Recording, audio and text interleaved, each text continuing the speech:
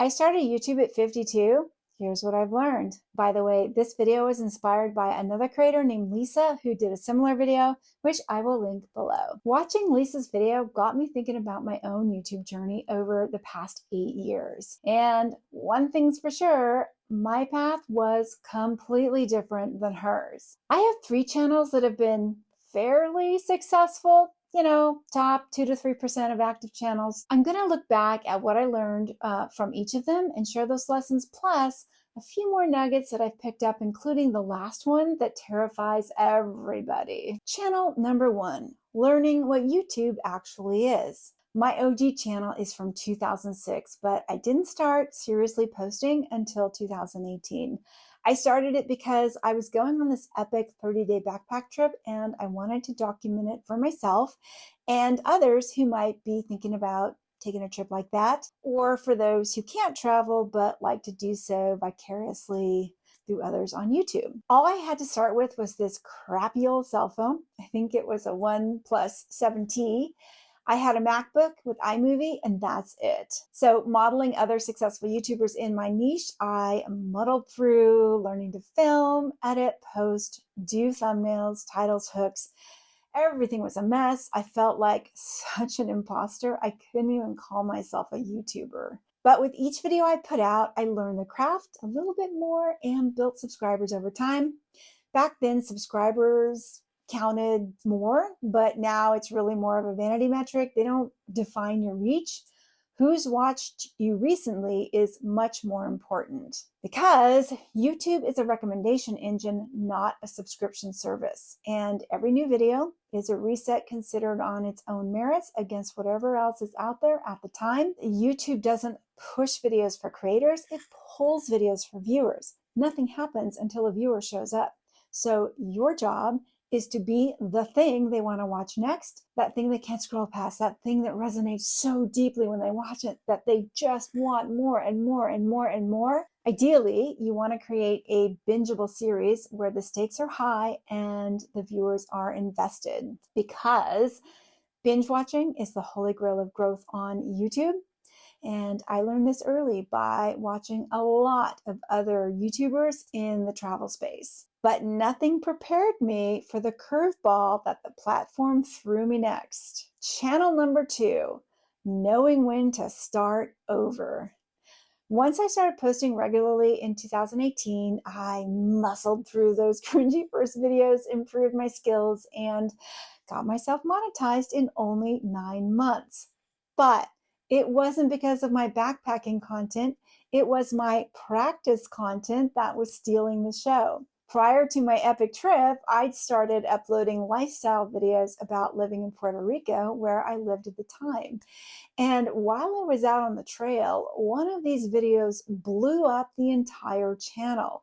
When I got back, I was like, cool, I've made it, and proceeded to post 30 plus epic backpacking travel adventure videos. But nobody cared about backpacking. They were there for Puerto Rico. So I went back to talking about Puerto Rico because that's what they wanted. But I didn't live there anymore. So I tried pivoting to Lake Tahoe where I'd moved, but they didn't care about that. So then I tried pivoting to where to live in the US, which I could sort of tie into Puerto Rico, but they didn't care about that either.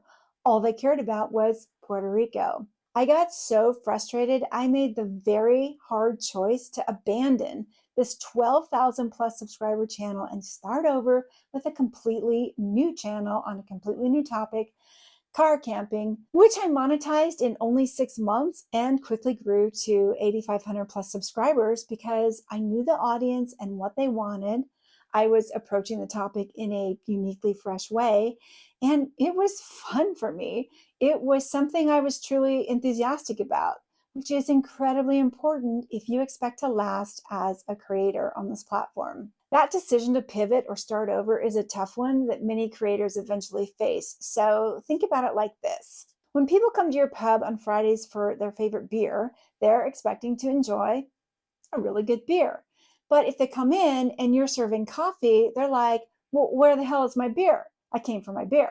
Now, if you're tired of dealing with drunks and would prefer to deal with coffee drinkers, then go open a coffee house and do all the things it takes to make a cafe succeed. Starting over isn't failure, it's just refining your pillars of interest in that Venn diagram where your passions meet those of your audience. So through all this, I also learned that YouTube is a marathon, not a sprint. So you want to pick topics you care about, something you could talk about and not get tired of for at least the next 5 years. Yes, you can pivot a channel if there's audience overlap. It takes months and it is possible with focused effort. But if the direction you want to go is completely different for a completely different audience, it's best to start over and take advantage of YouTube's new channel bump, which was a very hard lesson for me to learn, but the next one was even harder. Channel number 3, solving a real problem. My third channel monetized in 3 weeks with just one video, and it blew up to over 24,000 subscribers in just 2 months. This channel was created to show how I was coping with a very specific, very painful problem for the benefit of others struggling with the same issue to help them get through it too. Beyond solving a specific painful problem for a specific set of people, the topic also benefited from being part of a rising trend that was starting to gain momentum on multiple social media platforms. Trends on YouTube are like surfing a wave. If you catch one, you're going to go faster by leveraging the power of all that found momentum. No AI video could have possibly replaced this one that blew up because it was raw, about real human beings suffering through real life problems, the kind of thing that only an older person with the right life experiences could possibly explain or relate to. So your messy, dirty, imperfect, multi-decade, questionable life choices, they're your superpower, as is being a real, live, authentic human being.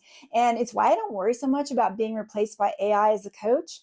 Sure, AI coaches are everywhere and they'll butter you up or take you down all day long depending on what you tell them to do.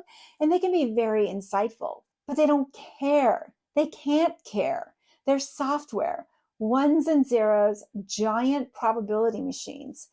People need real people to connect with and care. We're just biologically wired for it. So the more deeply that you connect with people as a creator through the lens, the more likely you are to succeed on this platform. And Lisa, in her video, had a good suggestion about how to do that. She said to copy your video comments into ChatGPT and ask for a summary to better understand what your audience wants. That's great. But there's an easier way, and it's free for any YouTube creator in the US, Canada, and a bunch of other countries. Just ask Studio, YouTube's internal AI, anything you want to know about your comments, and it'll come back with an incredibly helpful analysis. And the deeper you go, the better it gets. So for example, you can ask things like, what are the top 3 questions people are asking in this video? Or what patterns keep repeating across my channel that I should address? Or what should I make my next video about based on my 50 most recent comments? The possibilities are endless, and you're getting data direct from the source, YouTube itself. No APIs, no filter, it's just YouTube. This is one of the most powerful tools you have, and nobody is talking about it. But these next nuggets, everybody talks about these. They're all different. But let me tell you what 8 years and 300 plus coaching clients taught me. Getting started the right way. Know your audience. Know your message. Understanding exactly who you're helping on a very deep level and what exact problem you're helping them with is the critical foundation for any successful YouTube channel. Get crystal clear on this and everything else becomes so much easier. What really matters for growth? Idea, packaging, retention, satisfaction, and bingeability are what grow channels. If you make videos that people want to click, keep them engaged, and give them what they're looking for, which is typically that feeling of human connection, that, oh wow, you really get what I'm feeling kind of reaction, they will want more. The more people you satisfy like this, the more people like those people YouTube will put you in front of. If that makes sense. I hope that makes sense. It's a giant trust machine. The more you build trust as you find and keep an audience, the more the algorithm trusts recommending you as someone who will keep people on the platform.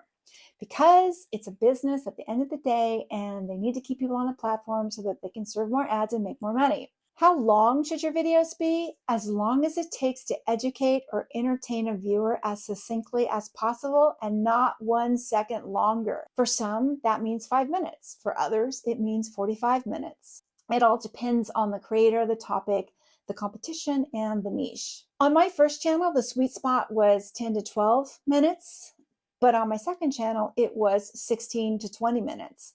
And on my third channel, I could get away with almost anything. What gear do you need? Start with your smartphone, natural light, and a wireless mic.